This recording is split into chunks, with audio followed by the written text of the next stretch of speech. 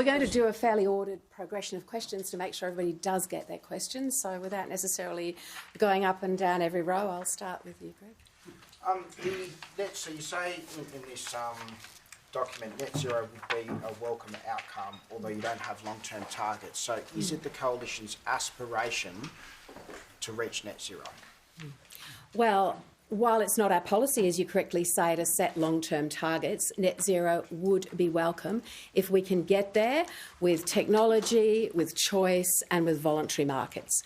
Make no mistake, we're not pursuing net zero. We are pursuing energy affordability and emissions reduction. And it's really important that we make it clear to the Australian people that we believe we can have far more success in affordable electricity and emissions reduction than the current government. So while they might talk about targets and ideology and all of the other things that I sort of heard the Prime Minister refer to briefly today, all around the politics of this, we're just focused on the households. We want to bring costs down and we want to play our part responsibly, reducing emissions. I've answered the question, Mark. Well, I'll pick that up. No aim for net zero. You say you remove the net zero target from your policy, but you remain committed to the Paris Agreement.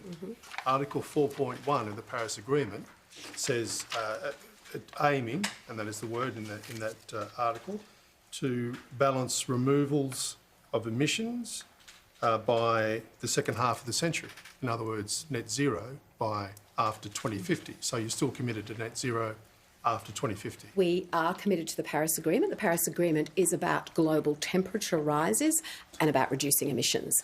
Our policy is firmly focused on reducing emissions and affordable electricity, with the priority being affordable electricity. But I point to the three things that Dan just mentioned, which will determine our emissions reduction policy. That it will be in line with comparable countries, that it will be as fast as technology allows, and that we will absolutely play our part, and it will come down on average year on year. Now, these are tangible things that Australians can effectively reach for and say, right, that's what they're doing. They're not working back from an ideological position or something that sits in an international agreement but that is outside our national interests. We remain committed to Paris, and we made that very clear. And it isn't our policy to set long-term targets, but net zero would be a welcome outcome if it's achieved through technology, choice and voluntary markets. And if you want more details of the policy around voluntary markets, then Dan can provide you with that.